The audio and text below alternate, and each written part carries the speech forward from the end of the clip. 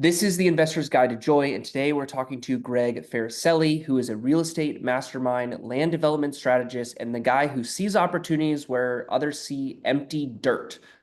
We have had a great relationship that we've built, over the past year of sorts, learning more about what he's doing with dirt, essentially, how it can be profitable. He's done over 100 million in sales. He's done flipping, entitlement, negotiated his way through some of the biggest land deals in the game.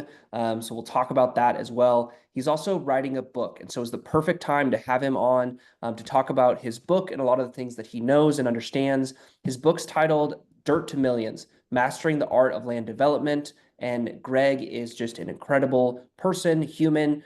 He used to live in Nashville. I'm in Nashville, spends his time in Florida. Sometimes he comes back, but we are going to talk about everything that I just shared, and excited to have you on today, Greg. I'm excited to be here. Thank you. You bet. So Awesome. dirt, land, what I guess is it, right? Because from other episodes I've talked about, there's mineral rights, surface rights, and air rights, right? We're just talking about surface rights for at least Right. land. You obviously have some development experience too. It is your experience just kind of buying the land and then just holding it and then waiting and then kind of wholesaling it, or tell us more what that means, because I found when people say, oh, I do land, there's a bunch of different things in that. So I just want to set the stage of what so we can get a good understanding of where we can go. Yeah, sure. I've done all those things. Right now, I focus on entitling raw dirt to be able to sell to somebody who wants to build it. So we take the raw dirt, we do what they call entitlements, or we fix issues, or we fix title issues, or we get access, or whatever it is, and we get it teed up for a builder to take and go vertical. So the reason why the builders they don't do that is because they're not really set up to do that. They have funding, they go vertical right away. These national home builders are not going to sit on this dirt and wait and take the risk for a year or two or three to get these entitled. So Yeah. that's kind of what we do. We provide a service to them where we get it entitled and ready to go for them, where they buy it from us and they go vertical right away. Okay. Now, is that your main focus is on these home builders, or is it just kind of what-off plots? What's been the main focus? So there's four ways to do it that I Okay. consider the best ways to do it. I don't always do all four, but all four make sense to do as one. There's part one where you take dirt, super cheap dirt, 500 a pad, $1,000 lots, and you're usually buying these in bulk of, you know, 50 to 100 pads. Maybe it's from auction, maybe you just accumulate them over time. And instead of just, buying them for 1,000 and selling them for 2,000, a lot we're selling them for 5,000 or 4,000 on owner terms. Mhm. So we're able to create cash flow that way. I personally don't love that model because there's just a lot of work for not a lot of money right up front. It's like, 100 Yeah. transactions to make 100 grand is just crazy. But, I like to buy them for like 20 or 30 and owner finance them for 80 to 100, depending on, sometimes I'll hold them for a couple years before I do that. Mhm. And that's just a great way to, get some cash flow. It's a rental without a tenant and without sticks and bricks, right? I'm not dealing with people, and I just get in it. My worst case scenario is on my mortgages, they only if they default after 1 month, it's a simple process for me to take it back over, and they basically just gave me money throughout that time, and I do it again. So the second way is basically just doing land flips, which everybody knows a flip. You buy undervalued, you sell it for market value or less, whether that's holding it or right away. So of course, you're buying for 30, selling for 50, buying for 60, selling for 100, or doing small infill stuff in that amount of time is like, buying a single build, rezoning it for two, or doing small entitlement work. Maybe you do a subdivide, you buy 10 acres and you can get 10 1 acre lots. Just some type of value add. It's a flip. Sure. That's kind of always going to, no matter what marketing you're doing, flips are always going to come up, right? And then from there you can go to, well, so two and three are basically the same. Three Mhm. was going to be like you can do small, the infill, but the two and three basically are the same. So Okay. we'll just go to four, which is the entitlements. You're Okay. buying the raw dirt, you're getting it entitled, taking the risk, working with the cities, and then you're selling those to builders that usually, we like to be 50, 100, 200 unit deals and pass those on to other people. And it's great to have all those going at the same time. Your entitlement deals, you do a couple a year, which I consider the whales, right? And in between, your flips and your owner finance ones, they kind of pay the bills and give you some money to invest in the entitlements and give you working capital and some profit, of course. They're 5 and 6 figure deals, and the entitlements are could be 7 to 8 to even more than that. Okay. Now let's, I guess, take what we just learned and like walk ourselves back. So with entitlement, like what is maybe the definition of entitlement? Or I mean, you gave some examples in terms of like, access, the title of, the property, things like that. What are there other details that people should know if they, are not familiar with entitlement for land? So entitlement is basically like working with city officials, getting your legal rights, get to make sure you legally could build something. Okay. It's part of feasibility, making sure you have the right soils, the right road access, or what road access has to go into place. It could be, working with utilities, any variances, environmental, or any of those encumbrances. An encumbrance is a problem. That's another word for problem in real estate, right? You hear in Okay. real estate school, it's like, what problems do we need to do here, and how can we add value? And so that's basically what it is. Okay, yeah, makes sense. Now when you're doing some of these entitlements and kind of selling, do you keep maybe like a pad or two in that process or anything like that? Or That's have a you ever any really concerns with good that? question. Or Great question. And the answer is all the above. okay, So there are, we have one site right now that we did an assemblage and it's in the Nashville urban core. okay, It was 3 acres and it has split zonings. So we've already had the front part of it under contract to close in the middle of this year. But that means the back we have for free. So the front they're doing 250 apartments, and the back we can do, I don't know, anywhere between like 30 and 40 townhomes. okay, So we could either build the 30 or 40 townhomes, we can just sell the dirt for a profit, we can do build to rent, we can, when you're doing infill, you don't really sell off the pads, because they're not really pads like a subdivision pad, because they're deeded separately, and on the infill they're kind of deeded separately but together. Like you'll have one address at A, B, or whatever. So the infill is more like a project, and the subdivisions are like, almost like individual houses. So okay, we don't, I mean, you can negotiate to keep some pads, and I've seen people do it. We just don't. We'd rather just not, sure, 'cause it's really much harder to build one house than build 50, trying to find yeah, contractors, people that are not busy enough, and, making sure that the yeah. price works. So it's The much, nuances, the kind of yeah. headache, additional thing, yeah, for sure. And, Okay, and if you're doing subdivisions, we haven't done it, but we could, maybe have them, we keep a couple houses. It all just depends on negotiation, right? I'd rather just exit and not take the risk, right? And then, because like one single family home is not going to make my life, or a few single family homes is not going to make my life or business. sure, It's not going to push the needle, but being yeah, able to exit and maximize the profits will. yeah, okay. Makes sense. Now, talking about kind of, 3 and 2, infill, kind of land flip, value add sort of pieces, like what sort of timelines should people be aware of? That's certainly going to be indicative on maybe the purchase price as well as the like For location sure. and like time of year, maybe. But one thing that I've thought about is like, okay, amazing. Like, that this seems great. There's no tenants or toilets or termites. There's just, it's all these things that like sometimes, people I talk to as they go into oil and gas or just even don't even go into real estate are like, man, I don't want to, do that, right? But to, people who want to do maybe as like a offshoot investment, Yeah. I guess the first question is like, should people consider doing land as an offshoot investment? I, of course, I think it's great, but you have to really learn it. It's not Okay. something that like people think that they'll just buy land and, oh, well, they're not making any more land. And I don't agree with they're not making any more land, because every time you tear down a house or a building or something, there's more land. Mm, So land is not as scarce as everybody thinks it is. And you Yeah, have to know what encumbrances to look for. I mean, you could have a full subdivision and there's just one pad in there, a couple pads that are just not buildable for whatever reason. Maybe sure. they have streams or topo or just something. So you've got to really know what to look for and who to reach out to help you find that information too, if you don't know. Definitely more risky, but Okay. it's good, right? Like let's put risk on a scale, right? Like if we talk like, let's think property management, maybe that's a, 10% risk, right? We think about buying a single family home, that's like a 30% risk. Commercial properties, maybe like, I don't know, 40 to 60%, just because if you don't know what you're doing and like things drastically go downhill, like there's just Right. more, kind of hoops.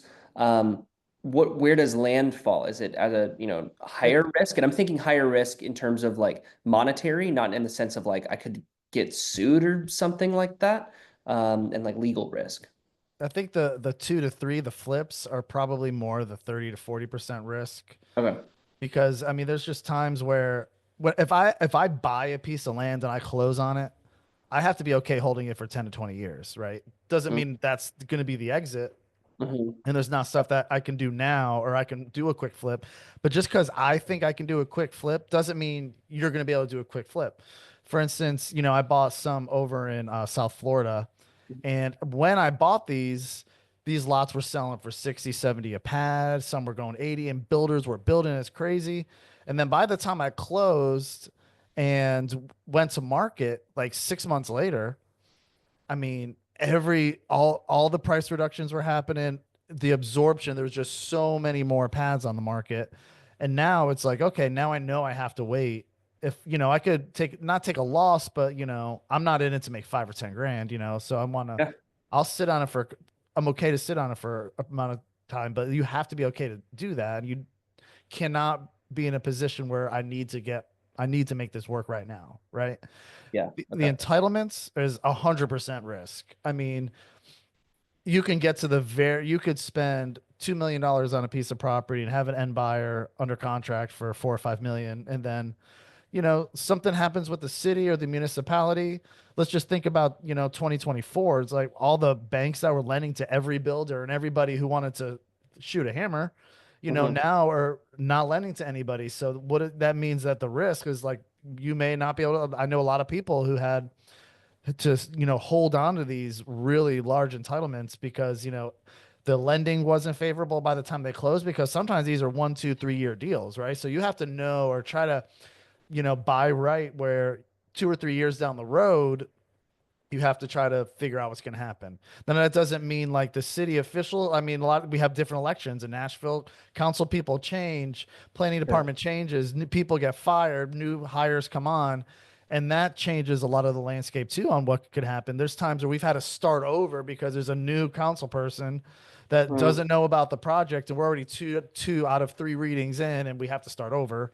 Or you could have somebody, we've had council people not sign off on little tiny stupid things like easement abandonments and just like things like that could Mm. hold up the process. So you have to really know that risk could be coming up and how to mitigate that, getting attorneys involved and stuff like that.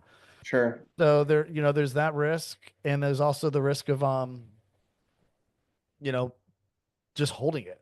Your cost to hold it. Yeah, for sure. Yeah, I don't know if you know this, but I'm a landowner. I have a couple pieces just next to some of the property I have. And there have been times where I'm like, oh yeah, I'll just, sell it or, just this or that, right? From a financing standpoint, it makes complete sense of just, having it rolled into the mortgage.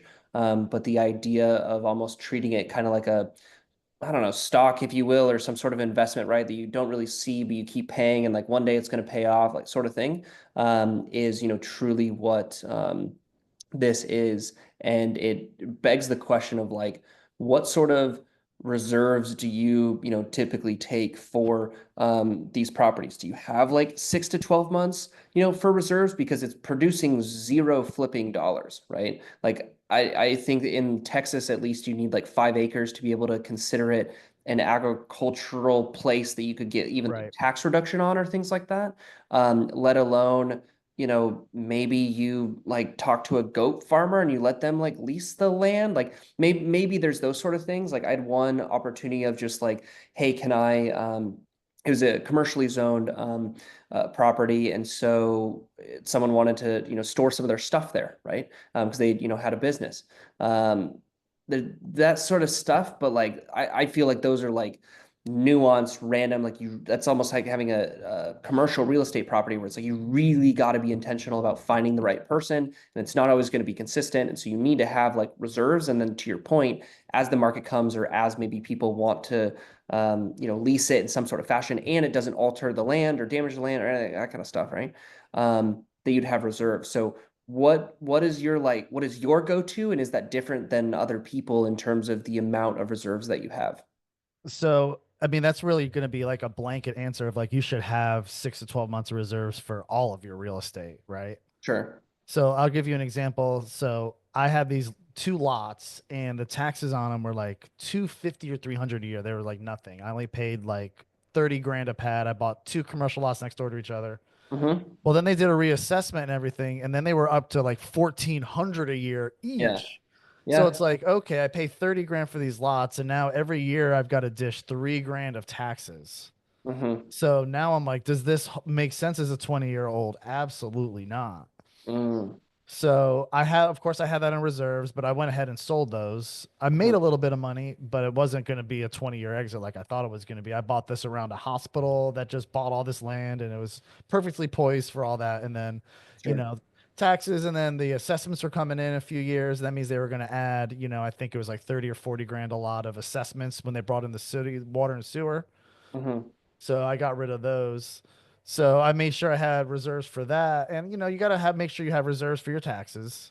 Mm-hmm. Maybe like lawn care and stuff like there's really not that much, Mm-hmm. which makes the barrier to entry land so low, especially if you're buying those. I mean, you're buying those $1,000, $2,000 pads. I mean, taxes on those are like $20. Yeah, for sure. Yeah, the mine were, I think, yeah, couple hundred of sorts, and then yeah, now I think they're over 1,000 a piece. So yeah, I can definitely resonate with that. They also changed like how they were or the rate they were evaluating too. So everything just shot up, and it's just like yeah. But again, at least for me, since it's attached to the house, it's just like water under the bridge. It's a short-term rental, cash flow, so just kind of is what it is. And it doesn't make sense to sell it next to it, but definitely having the land itself is that different kind of combo. Have you explored like partnering with people in like McDonald's style where it's like, hey, I own the land, let someone else kind of develop on it, like I don't know, that kind of sort of creative sort of thought? Or have you traditionally just been wash your hands clean? We just haven't had those opportunities to do Okay. any like the retail, but I would definitely think about doing that if I had the right opportunity. Okay. What it kind of reminds me is like yours kind of reminds me of like a covered land play. Like Hmm. it's you're buying it for the land, which is maybe in an area that has growth coming up in the next decade or so. So Hmm. you already have like an asset or something that's on it that's going to give you some income. Maybe it's got a strip mall on it or a house even. Sure. So yours kind of reminds me of that. Hmm. And those are good to maybe land lease out to some people if that opportunity rose. But just land is just so different. Every parcel is different. Like you look at a street and every parcel is different, and they can do different things. They have different use zonings, problems, utilities sometimes. So if you have a prime corner on a highway or just off a highway that you can lease out to a McDonald's and it's in McDonald's criteria, then sure. Hmm. Sure. Okay. Yeah. Let's talk about the first point you made. So, taking dirt, buying pads, things like that. What, like, you said defaulting after a month. I mean, you don't need to worry about squatters if, well, I guess you might need to, depending on, I, yeah, because if they're on the property, it's state or county dependent to some extent, right? But I guess just my point is that obviously, like if they're in a multifamily building and they, default, that, you would need to get them removed. But with land, it's certainly different. So I guess just talk more about what that looks like. Have you ever done that? How do you risk mitigate, on people Right. defaulting? If they are, or if you are essentially doing essentially over owner financing. Yeah, most of the time these people are not in the area of where the land is when they're buying it. It's like, you'll see a lot of these advertisements that say like, $500 down and $200 a month to buy this piece of land. So, a lot of people will be like, "Oh, that sounds great," and then six months later, they just stop paying. So the Sure. default on stuff like that is super high, but then you just relist it on the market. You go through your whatever state is in and whatever foreclosure process is. For me, it's really just sending some forms and just notifying them, and then getting the deed changed. So, as far as squatters, I mean, nobody like if you ever hear of like the desert squares, for instance, and nobody's living out there in the desert squares in Arizona. So a lot of these we do have like in Nashville, we have some problems with people setting up tents and stuff, but they're like wooded areas, and sometimes Sure. we'll have to send cops and stuff, or we'll try to chase them off, or sometimes we just let them stay. Sometimes we pay them to leave, Hmm. but it's just like having a rental. It's like hopefully you get creative to get them out. It doesn't happen very often, Hmm. but you may have to get creative to get them off, and you have to know the law too, the squatters' rights law. And a lot of times they don't have those rights if there's no dwelling on there; they're just on your land, not entering into a building and going Sure. Like behind. trespass. Well, I mean, I guess they would Yeah, be, but yeah, yeah. No, I that's mean, you yeah. could put a fence up if you're in a high risk area or something like that. We did that in Nashville a long time ago. We had a property we Okay. fenced in. You know, Yeah. No, it's interesting to think about. Now, for someone who's like, hey, I'm an investor, I heard about this old land thing, I see land, kind of stuff, right? There's also zoning that certainly, comes into it. One thing I just want to share from my experience of commercial real estate that, you've also done too is just like development, but the idea of like highest and best use. And so oftentimes there's this, gap in terms of the property that you do buy, and it's maybe, well, best case is like maybe it's residential and then you get it zoned to commercial. Granted, that depends on a lot of things, right? But it's also the difference between buying a parking lot for, maybe it's gross earnings sort of thing, hmm but then you could build that 16-story apartment complex, right? And that $1 million parking lot is really worth 16 million sort of thing. yeah. That happened. Granted, that's a nuance by all means. But my point is that one, that's just a fact for people to keep in mind of like, again, the highest and best use for the property, either with what it's zoned today or what it could be zoned. Granted, I've seen people be taken to their own cleaners, right? Because they wish that it would turn, and the city's never going to turn something into commercial because of like all these nuances, right? In some ways, think of like even short-term rentals in Nashville, right? There's some of that, but this aspect of great, this sounds amazing. I maybe want to do option two, from what you've talked about, things like that as an investor. But there's also the opportunity to just invest along side people. Like what have you found like other people have done or you've seen, or things that people should really consider in terms of investing with other people on land? Decades ago at this point, maybe, my parents mentioned briefly under my father's breath of like, oh yeah, we invested in some land and it didn't produce like anything for us. Right now, my dad's not the investor, type, so I don't know the details and nuances. My point though is that it's not this like golden goose egg of sorts, and it's not always the hold for 10 years and it's this, big pot of gold at the end of the rainbow. So just want to see like what sort of advice or things, questions come to mind for people who are investing in, other people, where it be direct. Maybe it's a land fund. Either way, I would think they're the same, but just wanted to, give that stage since you're an expert in this. Well, there's obviously a few ways you can do it. You and I could just JV on a parcel. Sure. It's $1 million. We each throw in whatever we have, 500K or each, and we each have 50%. And when it sells, it sells, right? You could obviously do a syndication model where you as the investor are paying for their money, but it's not like an apartment building that's going to be getting rents, right? So when you do a syndication model, you're just paying out of pocket to these investors, which could work. But at the same time, if you think the deal is going to be a year long deal, you've got to prepare for a 5 year deal, right? So do you want to pay 7, 8, 9, 10% or whatever you're paying to these investors for that amount of time? Probably not. The syndication model is also, I see a lot of people will do it and they will do the entitlements. It's kind of a hybrid. They're not the national home builders. They're kind of a smaller time time developer theoretically, where they can do the entitlements and they can do the vertical. So a lot of Okay. times they will raise money to do it in phases. You know, some people will Sure.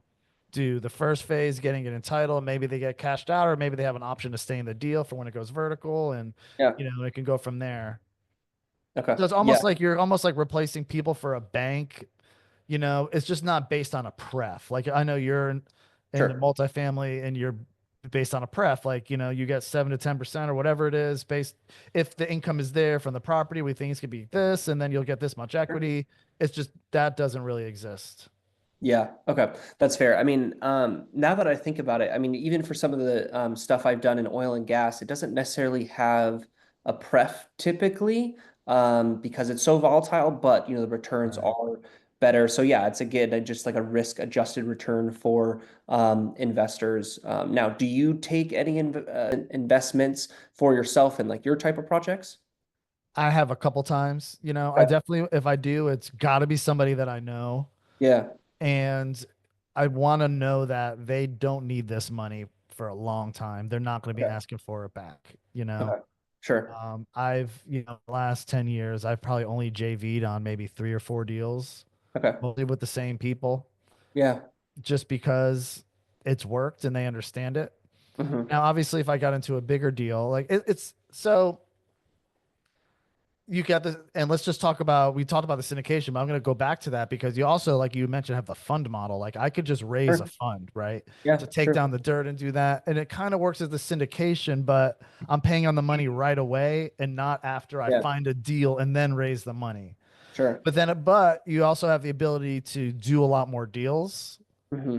you know. So if you could, you know, hybrid your fund, so maybe you do have some multifamily in your fund or another fund, there's something that's bringing in some kind of income into the Yeah, sure. To fund. offset to then have for the long tail. Yeah. So you can get super creative like that. It's just hard to go small. You either have to go 20 Yeah. million or no million, you know, really, or just JV.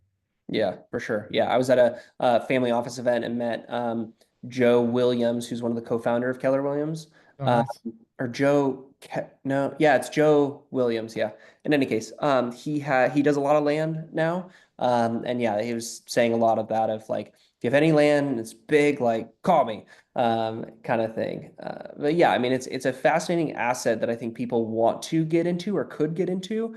But completely to your point, it's definitely like knowing the nuances. It reminds me a lot when I was in commercial real estate with industrial, where it wasn't just, hey, there's industrial, there's, high voltage, there's all these different things where it's not all the same. And then you have to find tenants that relate to that, maybe do tenant improvements to get them to that level if they are a heavy manufacturing type of tenant versus just, hey, we just need to ship stuff to Amazon, right? Very different things. Same thing, with land, entitlement. I mean, even just for my own property, I added electrical, and then we had to add an additional driveway on the other lot to then come up to then pour concrete for the first lot.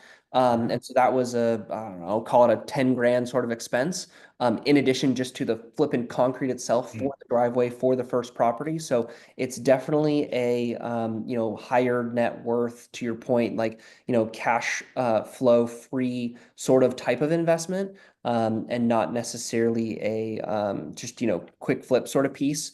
But ultimately, it seems like if you needed to sell land quickly, you could. You're obviously just going to take that hit, especially for that future Right. horizon. And I would.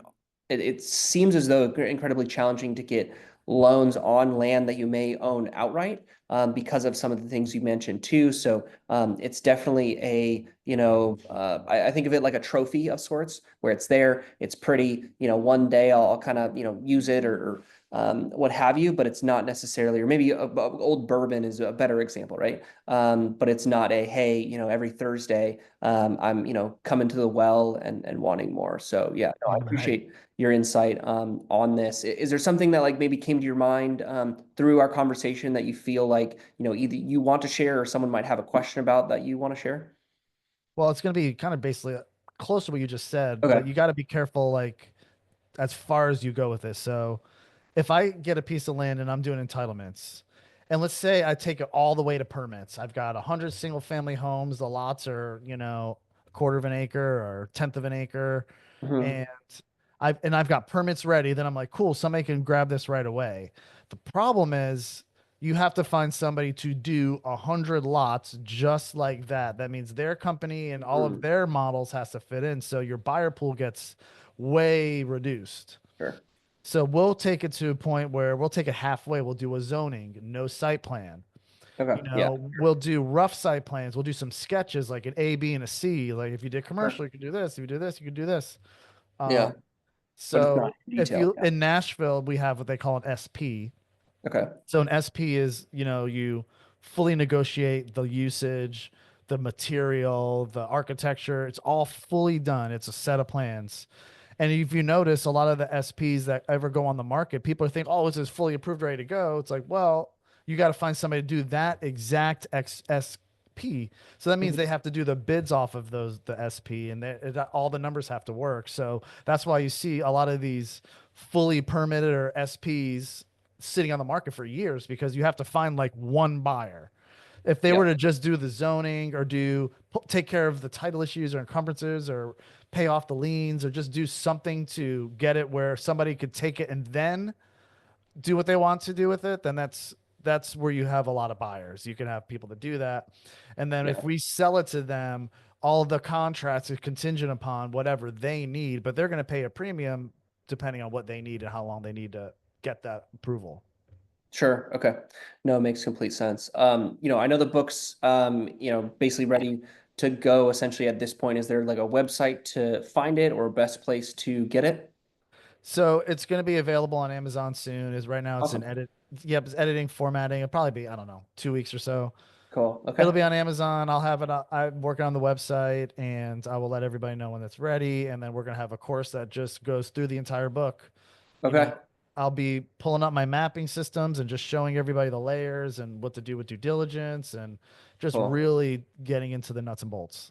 Yeah. So is this someone who like wants to get into land that they would be able to do this, or who's this ideal for?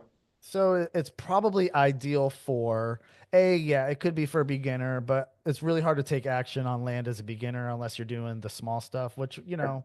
is mentioned in the book, but not really taught upon. Yeah. I would say probably somebody who's maybe been in real estate a year or two, has closed and understands how contracts work and has executed some deals, Yeah. Okay. and probably owns something of, some type of investment property and has a basic understanding of how loans work and stuff like Sure. that. Those Okay. people are probably best suited for being able to take those skills and scale them into land. Yeah, amazing. Well, no, appreciate you coming on. Always good hanging and chatting with you. Yeah, I'll put those links in so people have them. So thanks, Greg. Appreciate your insight. It's great. Appreciate you having me. Yeah, you bet.